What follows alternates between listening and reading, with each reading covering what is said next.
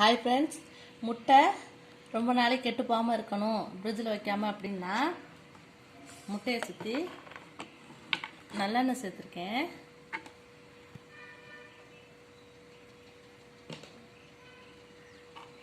இதை சுற்றி அப்ளை பண்ணிட்டு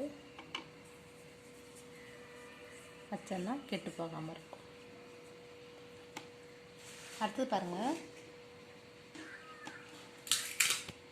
தக்காளி நம்ம தோட்டத்தில் பறிச்சுருந்துருக்கோம். இப்போ நிறையா இருக்குது. இது கெட்டு போகாமல் இருக்க என்ன பண்ணணும்னா, இப்போ சொல்லி காட்டுறேன் கொஞ்சமாக அவங்களுக்கு எப்படின்னு. மஞ்சப்பொடி கொஞ்சம் எடுத்துக்கோங்க, நல்லெண்ணெய் சேர்த்துருக்கேன், இதில் கொஞ்சமாக உப்பு. நல்லெண்ணெய் தான் சேர்க்கணும்.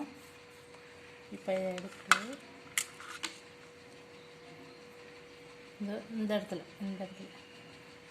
இதை வெளில வச்சாலும் கெட்டு போகாமல் அப்படியே இருக்கும்.